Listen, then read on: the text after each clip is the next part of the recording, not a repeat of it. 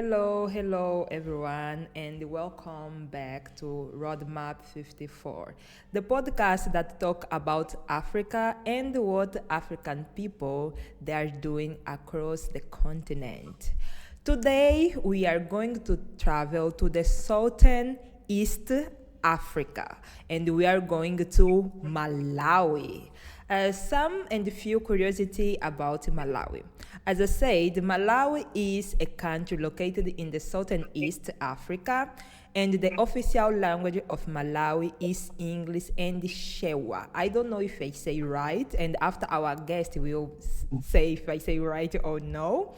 Malawi is known as the warm heart of Africa due to the kind of hospitable nature of its inhabitants. Malawi has the first country, Malawi was the first country in Africa to grow tea on a commercial scale. I didn't know about it, by the way. Malawi has been producing tea for well over a century, and it is the continent's second largest tea producer after Kenya. Wow, this is few curiosity about Malawi. And today, I'm so happy to interview a friend of mine. And of course, this person is from Malawi. And today with me is Thezhi. Hi, Thezhi, how are you? Hi, Arisa. I'm good. And how are you? I'm fine too. How is Malawi today? Tell me a little bit. How is today? Yeah, yeah. Now the weather today is great. It's a little bit cheery. We had like some showers in the morning. Yeah, today right now there's some crowds outside. Yeah, so the weather is good. Yeah, I it's not think like every day. Yeah. I, Okay. I I think the weather in Malawi today it is a little bit as here. I think now the sun is coming up, but this morning it Okay. was very chilling, and we are finished our cold season. That basically is not so much cold, but it is okay. And tell me, I say right the name of the second language is Shewa. How I pronounce it? It's pronounced like che one che Che one. Yeah, Chewang. yeah. Chewang. Che one. Oh, okay, Yes. Chewan. And Yeah. Yeah. how can I say hello or good morning in Chewan? All right. So good morning is Mazuka Banji. Mazuka Banji as a Wait. good morning. um, You could I need to try to get it again, please. okay. I can give you the simpler version of it. Please, please. It's Muribanji. Muribanji is Muribanji. like how are you? Yeah. Oh, So you usually Muribanji. yeah. So when you meet a new person, you say Muribanji. Yeah. Oh, So it's like Muribanji. yeah. How are you? Yeah. Wow. My first word in Shewa. Yeah. Let's see if I can You're doing learn okay. it. Oh, this is very nice. Tezzy, before Um, we start, talking about what we want to talk today, tell me a little bit about you. Try to introduce yourself to give more context to people that they will be listening to us to understand who is Tezzy and what he does. all right. Thank you very much for having me. So my name is Chisomo Kanthema. I am a co-founder for Qubix Robotics. So Qubix Robotics is what defined me so much, and I'm so proud about it.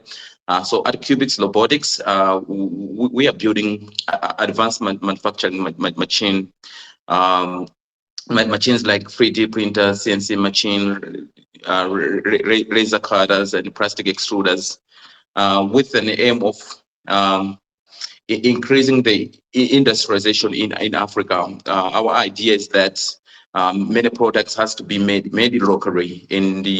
We had identified that young Africans, they don't have that sort of capacity to manufacture rockery due to the high upfront cost of getting this machinery. So Qubix Robotics is there to produce this machinery and make it available for young people, especially in Malawi, so that they can come and use this machine to prototype and produce products locally.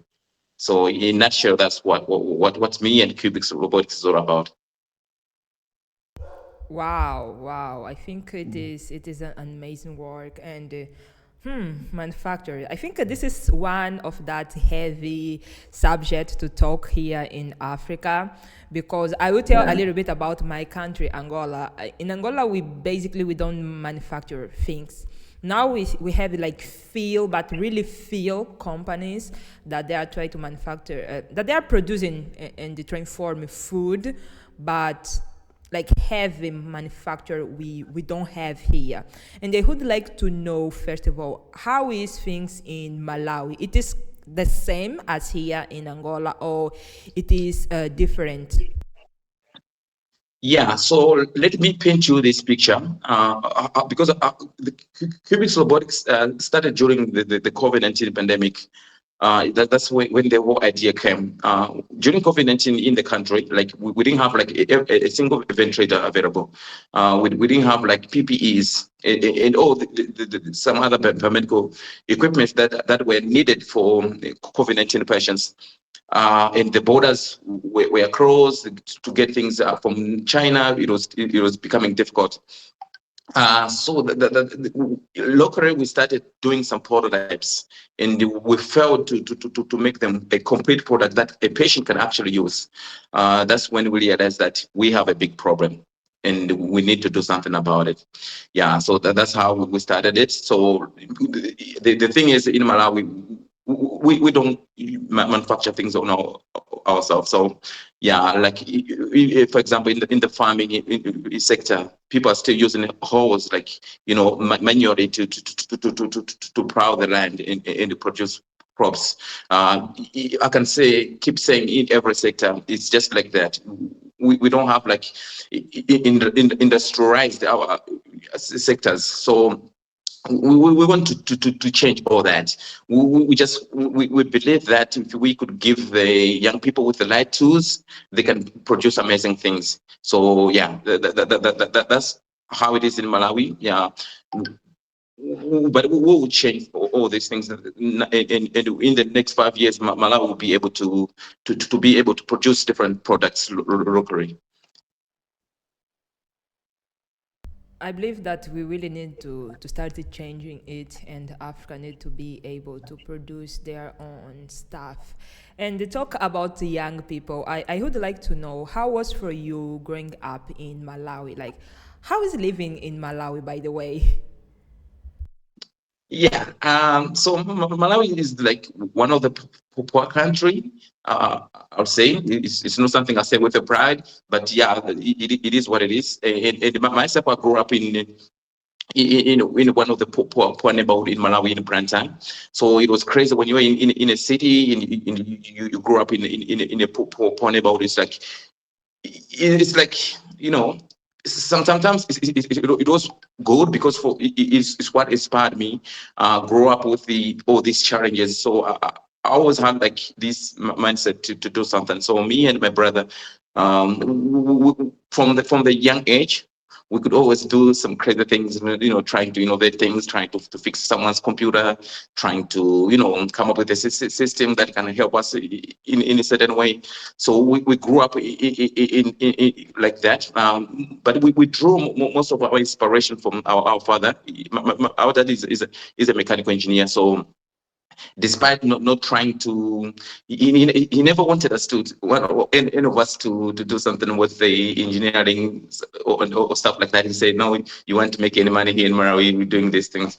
But yeah, we were learning anyway. So yeah, I think that's one thing that inspired me to be interested in the STEM industry. But from young age, we started teaching our friends, and teaching is like a passion. Like anyone who knows me from young age, even in a primary school, at home, my mom used to get mad because there would be like many young people coming in trying to rent something, because I'll be like, okay, I will discover something. So people will be like, okay, let's go and meet Thezhi and learn something. So I could teach people in graphic design, I teach people in how to repair cell phones, how to repair radios, how to repair computers.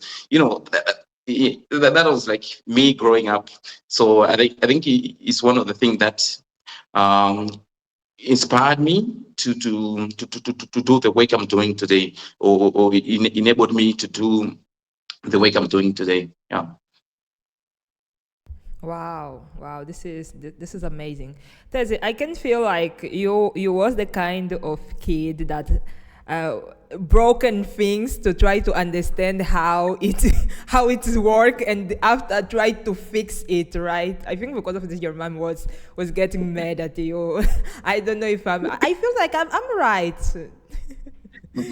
You should see my brother. My young brother was worse than me, because he was one who could do, fix anything in the house. So my young brother is called Sanga. So he's also my co-founder at Qubix Robotics, and he's like the backbone of whatever we are doing at Qubix Robotics. I'll give you one story. It's interesting to understand how we grew up. So this other day, our dad like bought like a cassette. So it was brand new. So my brother wasn't interested with the voice it was coming out, so he has to break everything out, and he drive everyone crazy, like, why would you do that? And he was able to bring it back, and it was amazing. The sound was great, and he was just like what, like under 10, something like 9 or 8, and that's when we realized that I think he got some talent. So yeah, that's just us growing up. So we could just break things in the house, fix it, and our parents didn't enjoy any of it. Now I can assure you that we didn't have like the good relationship. They never enjoyed it, but I think now they understand. Yeah. Oh, I can imagine the pain of your parents. Like you buy something and your kid is breaking the thing to try to discover how it's work. Oh my God, was difficult. But I think it was nice because you had this experience as a kid, and now this is how you live. Try to build the things, try to understand how things work, and because of this, you and your brother, you have the Qubix Robotic. That, by the way, I know you guys are doing amazing jobs with 3D print, and you already say that education is one of your passion, and teaching other people. I think this is very, very nice. Let us talk more a little bit about manufacturing in Africa. Why is it important to manufacture in Africa? First of all, I want to understand it, why it is important for you as someone that is in this sector. Yeah, this is a very important question, because let's look what is happening in Africa. You can see every country's currency is being devaluated. Like you can talk, there's no any major currency in Africa. You can talk about Malawi kwacha, you can talk about South African rand, you can talk about Zimbabwean dollars.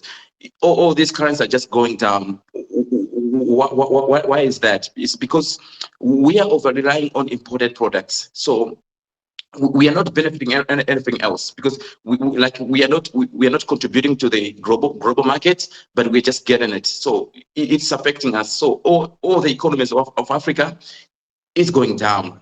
So that's another major issue, that if we continue with this path, there will become a time where we won't have anything else. We will be just like going back to nothing. And that's something we should be concerned most. And another thing is we should learn from what happens during COVID-19. When the first vaccine was produced, It wasn't produced in Africa. And actually, for your information, Africa is only making like 1% of the vaccine for African people. So like 99% of that vaccine is imported from developed countries. So this is the challenging, like COVID-19. We had to wait for about 6 months until America vaccinated their people, China vaccinated their people, India vaccinated their people, and we had to take what was remaining for us. Now it posed a significant challenge for African people. So no matter how you can say, yes, we have partners who can help us, but when time of emergency, everyone take care about their own people, and Africa will be exposed to different diseases. We don't know what is next pandemic. So we just want to be prepared so that we can be able to come up to mobilize resources locally and be able to manufacture something. So that's another important thing. And the third thing should be about we understand our problem better. We know how painful it is to live with a black house with no electricity. We know how painful it is to have like a low yield when we plant crops. We know all these pain points. We understand them better, and the best person who can come up with a solution for that is us. That's why we thought like it's very important for Africa to manufacture and to start manufacturing now. I completely agree with you, and I think COVID pandemic could be kind of a advice for us that we need to start moving a little bit faster in the manufacturing process, because it is very complicated when either for the basic stuff you need to be importing it from other countries, and like get month or maybe year to we get the things. And I get you. I get you. Yeah. And you say that you want to have more product made locally. How is the landscape manufacture in Malawi currently? Do you guys have like field manufacture? I know that maybe you have, but it is not enough. But I would like to understand a little bit the landscape of this sector, how it look like. All right. So I would say Malawi is one of the most innovative country. One of the interesting fact about Malawi, you should watch this movie called The Boy Who Harnessed the Wind. Is one of the Malawian called Robert Kwankwamba. He's a guy who built an irrigation system using a solar during time of a drought. It's one of the inspiring story, and it speaks so much about the Malawian landscape, about innovation. So we can say many young Malawians are innovative, but we still face challenge that what I say is that in Malawi you don't have like the next guy when you want to manufacture locally. For example, in other countries, when you want to build a car, someone will be building engines, someone will be building the head ramps, someone will be building the seats. So we don't have that type of ecosystem here in Malawi. So what we've been doing is that we've been training young people in STEM-related subjects so that we can have those type of next guys. So far we have trained over 5,000 young people, and our makerspace is now always full. There is now more young people coming in to do something different. So the good thing about us humans is that we don't want always to do one thing. Someone is gifted in a certain area. So when we come together with different gifts, and we can build amazing stuff. So yeah, the ecosystem is now like is growing. So we for example now because of these maker spaces we have, I can now see young people coming in, like, as even I'm talking about, there's someone who's coming up with the biomedical advice. Someone say, okay, I'm doing an ECG, can help me, let's finalize this product. So I keep seeing more of these things. So and I'm hopeful that sooner or later, very soon we'll have like a good ecosystem of young people who are willing to build innovation locally. This look very nice. And like right now, you say that you teach young people learn about manufacture and all of this. Are you trying to build an ecosystem that each one of these young people that learning from you can be build their own stuff or their own product, and together and combine we can start building like a unique product? This is the main idea. Yes, that's it. Because our STEM program is based on a hands-on program. So if someone is learning about how a card design, so he designed something on a computer and he is using 3D printer to produce it. And someone is learning about electronics. Someone is how you can design an IoT systems. Someone is learning about just how to build the body of mechanical bodies. So these are hands-on skills. Excuse me, they are learning, and these are the skills that when we don't just teach them technical skills, we also teach them about the mindset. And we also teach them about entrepreneurship. And we also highlight on that because we find that it's also an important aspect. And once they go through our training, they are always ready and willing to produce, to come up with something, something different.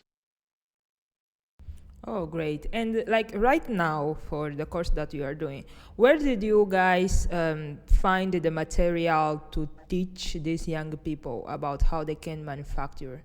It is easy to find this material in Malawi, or you need to be getting into other countries or other continents. How is the process for you?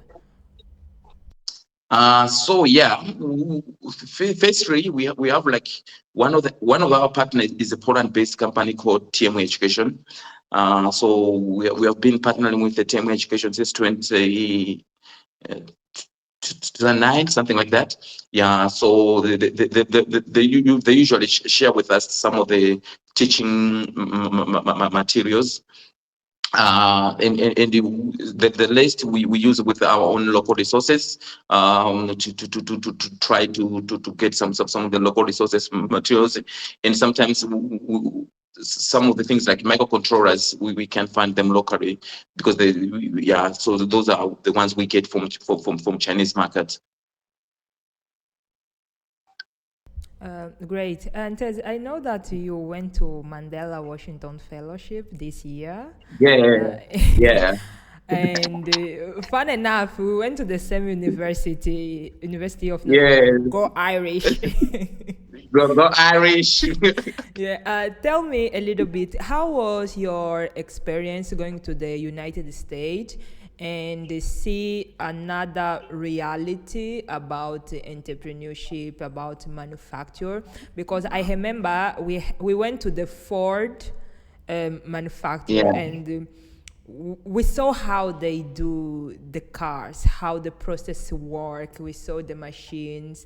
I want to know, like, for you in that moment, how do you feel like going there and see a real manufacturer and like talk with people that they work there? Do you imagine one day you have like one manufacturer like that in your country, or maybe in Africa? How was for you this experience? Yes, it was. I would just say it's a mind-blowing experience because someone from Malawi. I never imagined even one day that I'll step a foot in America actually.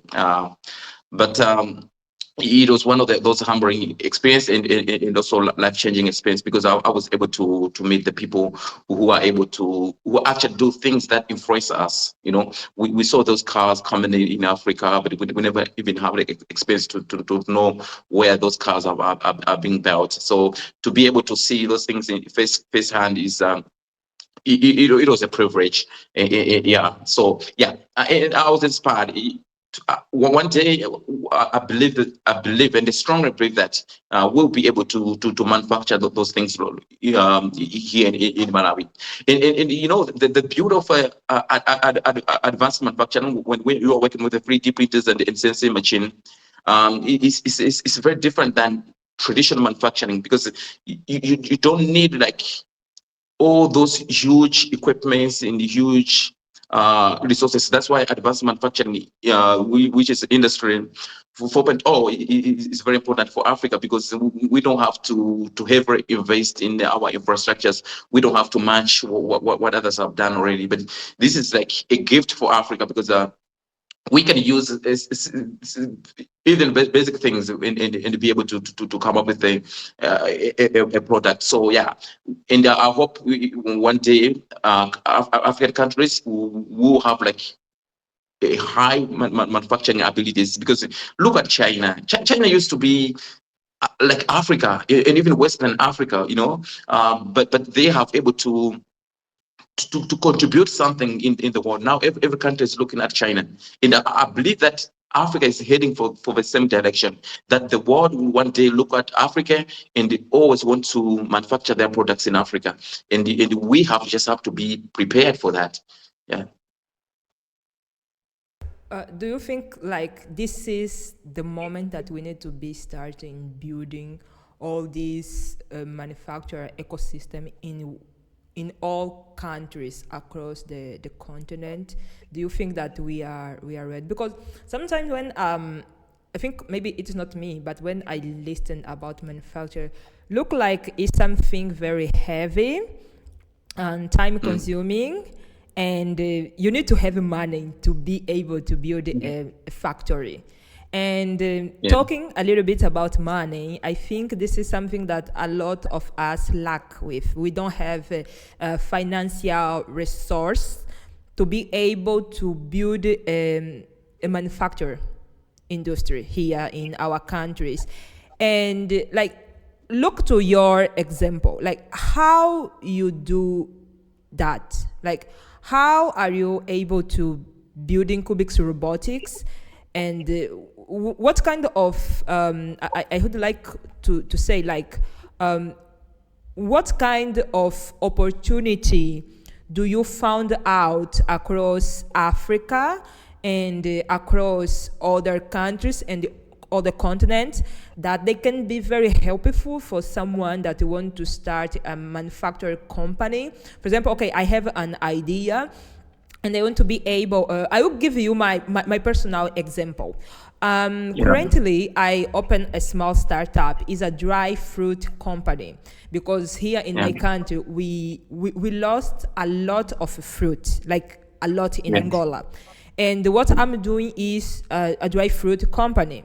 But to have a machine that is able to dry all the fruits in large scale, you know, it is difficult, because we don't produce this machine here in Africa or in Angola, to be sincere. We don't produce in Angola, and I need to import from other countries. I found out, like, okay, South Africa, they have, yes. China, they have, and there is other country that they have. But sometimes you think about, okay, I need to buy outside of my country, and after I need to bring to my country, and there is the transportation that I need to pay, the tax. It is kind of a lot of issue that sometimes I feel a little bit overwhelmed and like, oh my God, I really need to still doing it or no? But because it's something that I love to do, I'm still pushing. But I think for other people, they can really give up. You know, they can give up in the middle of the way, because you will face so many challenges that you will like, oh, okay, let me give up and don't look at it. Maybe I will look for something that can be a little bit more easy than going to manufacture. And I really want to listen to you and understand how you do it, how you work around all of it. All right. Yeah. So as I said, there is a myth we grew up with. I don't know where this came from, to tell us that we cannot do this. We grew up hearing this. You cannot do this in Africa. Africans, and like in Malawi, we even call those technologies like white people's technologies. We have like our own local terms to just to scare you, say that, are you trying to be like a white person? Are you trying to be like you are an American? Like, are you trying to, they're trying to make you like you're just a wannabe. You're just trying to look like something which you are not. So I think those are type of like sort of disrespect, some narratives that to make you lose faith in yourself, trying to ask yourself, am I just a wannabe? I don't know what I'm doing, things like those. But the thing is, Africans, we are the most innovative people. We are the most creative people, and we just need like this more to teach each other, to invite each other, to give each other confidence. For example, you want to build a machine. There's someone. I know it for sure, for certain, that in Angola there will be someone who have these skills, who understand the heating system. It's a basic technology. It's not a rocket science. It's a basic technology. Someone who they understand it. You find a local welder who is understand how to build these chambers and all that. You mobilize a team and with no time you have these machines produced, and you can even produce more. What I would say that we have all what it takes, but what it needs maybe is a bigger industry. Maybe it does, sometimes it doesn't make economic sense to produce one machine for one person.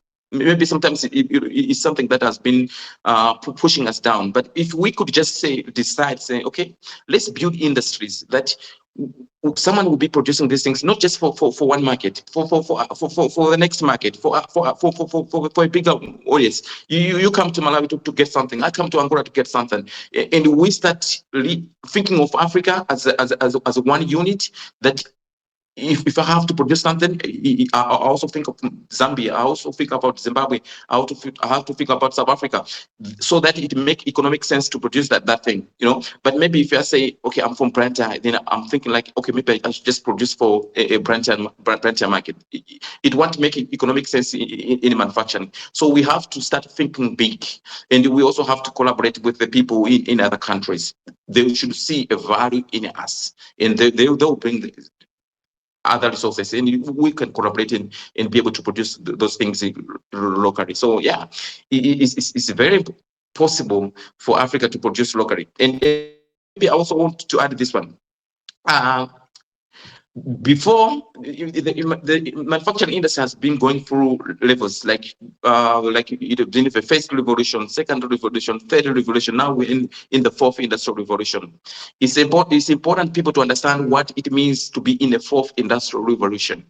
It means we don't have to do as hard as it was in the first industrial revolution. Like, we don't have like a big plant to produce a car. There were no 3D printers back then. They didn't use these CNCs back then. Now these advanced machines are making things easier. Things like big data, things like AIs, things like 3D printers, CNC machines. All these things are coming just to enable us. And I think if we could just understand what it means to have these resources, then we could understand that I think this is time for Africa. I think you say something that is very interesting. It is like, as an African, we want to grow up, but we don't need to do the same thing or pass through the same process that other countries they went through. Because if right now, for example, we have a 3D print, instead of building all the manufacture, why I don't use a 3D print to be, I think this is the kind of thought that we need to be having. And sometimes, for example, for us as entrepreneurs, when we want to build a solution, sometimes we are building solution, but thinking in America, thinking in Europe, thinking in China, in other countries, in other continents, and sometimes we don't see the solution as our own solution, like a solution that needs to be based on the people that live in our own country and based on the behavior of these people. I think sometimes we want to build, okay, I will build payment system, and I will take how American behavior is and bring here in Africa. For me, like, of course, this will not work. We don't are the same people. We don't have the same behavior, and it is difficult. And for example, about mobile payment, it is something that works very well here. For example, I went to Ghana, and in Ghana worked very well. Nigeria and other African countries, and it is like amazing. I really agree with you that we need to start to see how we can leverage in what they already building and try to build it in our way. This is amazing. And tell me more a little bit about the course that you do. You say that education is one of your big passions, and I really would like to know more a little bit about how the course that you do look like in Malawi, and how excited the young people there, they want to go to this course, they want to learn it, they want to be building things. Like, tell me a little bit about it. All right. So, like he had Qubix. Excuse me. Every month, like literally every month, we have like training. So right now I'm speaking from our branch office, and we also have like a little office, which are these different cities in Malawi. So like we have like training going on here in Brenta and another one in Lilongwe. So what we teach is someone should understand a hardware and the software works in the system. So like physical computing. Okay, so we train them in microcontroller programming. They like a code into a microcontroller, which is an hardware, and we build the sensors and actuators around it. So once someone understands this program, we call it electronics and microcontroller programming. So once someone understands electronics and microcontroller programming, that person is set. He can do literally anything. He can build 3D printers. He can build sensing machine. He can build biomedical devices. He can build a cell phone. He can build, you can name it, because everything is about electronics and the microcontroller programming. So using microcontrollers, that's another builder of fourth industrial revolution, because now we're using more of microcontrollers. So you don't have to have like crazy programming skills, like advanced, with the basic knowledge, you can come up with a system that can do automated irrigation system, for example. You can come up with a system like, this is one example. We went to a certain institution. They're teaching young people the installation of solars. So we teach them electronics and Arduino programming. So what they did, to use the very basic knowledge for efficiency of the solar panels. So now that when the sun is this side, the panels automatically go to that side, and the follow sun throughout the day. So they have like increased the efficiency up to maybe 60 or 70%. So you can see with the basic knowledge, these young people, they're able to say, so if you go to a customer, say, okay, with right now, your solar is only giving you 40%. But if you are bringing this solution, you'll be able to have like extra 60%. Now you have like 100% efficiency out of your solar panels. Those are the skills we're teaching our students, and the skill that they can actually use it on the industry right away. So yeah, so once someone went through this training, we value continuous learning, because we understand that we only teach them for 3 weeks. So we say, okay, this is just to spark an interest of learning and curiosity. So we open our maker spaces available for every young person who went through our program. So they can always come back and use our tools and resources. Even if they want to start their own company, they can just, we will have like a bigger space, so they can just bring the chairs and work there in the prototype. So we have young people dropping drones here locally. They can come here and find all the resources to actually build a drone. So someone who went through a basic training in understanding microcontrollers and electronics is now able to build a drone. Maybe our Qubix wouldn't have thought about it, but once we train young people, they have like different ideas. Yeah, so it's like Steve Jobs used to say this, say, when you give young people the tools and resources, they can do amazing things. I think that's something we believe in, that let's just give these young people resources and tools. What they can build, we cannot dictate. They can build different things. So they understand the challenges they are coming from. They understand their own passion. So they can actually build different things once given tools and resources. Wow, I agree. I agree with you, and I think this is what is missing across the continent. We have more tool and the resource that young people they can be building more things. Yeah, because we have a diverse and amazing continent with smart, very smart people. And I think the work that you are doing, it is amazing. It is really amazing. Tell me something right now. Qubix Robotics, it is only in Malawi, or you are in another country? And if it is only in Malawi, do you think to go to other African countries? Yeah, so Qubix Robotics is actually small. Now we're just in Malawi, in Branch and Rongo only. But yeah, we have always tried to try different markets, and we're always looking now for Zambian market and also South African market, because we usually get customers from South Africa. Usually we build like maybe trophies. Most of the 3D printed products, most of the customers are from South Africa. Also CNC machining work usually come from South Africa.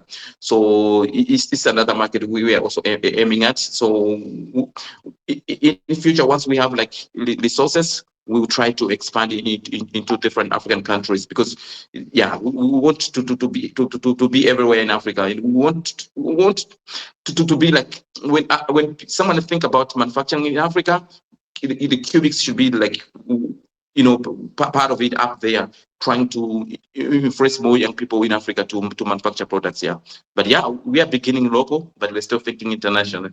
Yeah. Well done. I think we really need to think international. And tell me, what is your view, apart of think international and be in all African countries? What is your view from Qubix Robotics in 5 years in the work that you are doing, and mainly in the education sector?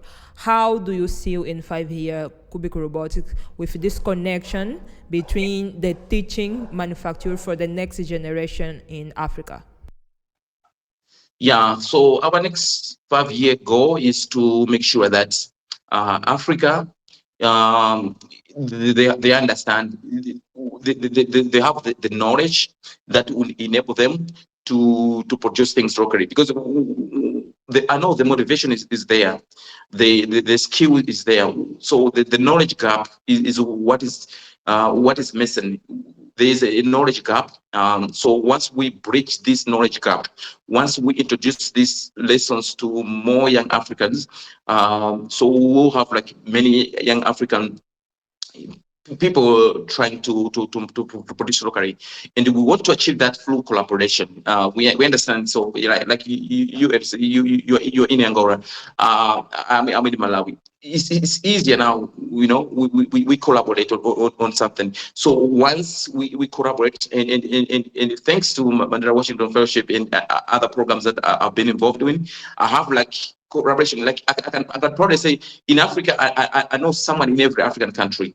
Like for now, like I've been part of what we call African Union being was. So we were doing the medical manufacturing. So like yeah, it's another also huge network. And now Mandela Washington Fellowship, a big network also. So these are just some of the tools Qubix Robotics now have.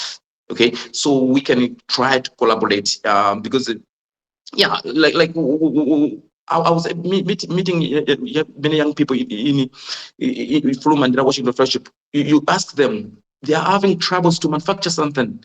All these young people have good ideas, but what is challenging is them to manufacture.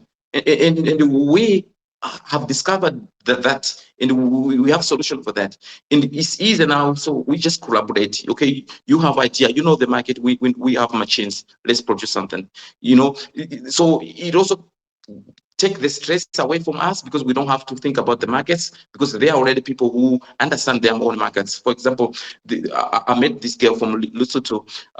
She's producing like learning and teaching materials for primary students. It's something we have also done it before, but now she has a different market. She just needs someone to manufacture those things, and we are here with our manufacturing capacity ability. So she will handle the business, we handle the manufacturing. That's how we will keep going. Yeah. Interesting. Wow. And this is true. I think one of the problems that a lot of entrepreneurs they have here in Africa is the fact that you need to be building, and you still need to know the market. You are doing all things because maybe you don't have a connection, with others.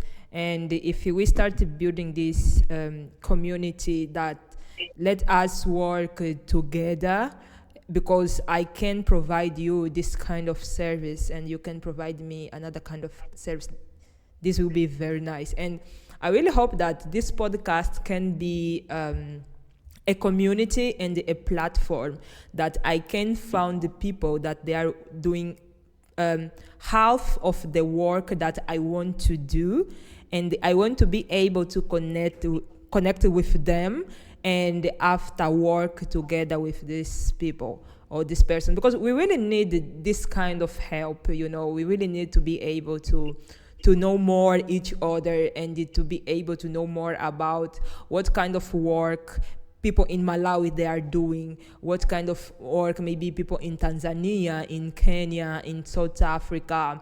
And mainly for those countries that it is difficult you listen about them. There are countries in Africa that sometimes, for example, in the summit that we have in DC, I was looking, and this is fun, I was looking for people from Madagascar, because I never met someone from Madagascar, and I don't know what's happening in Madagascar.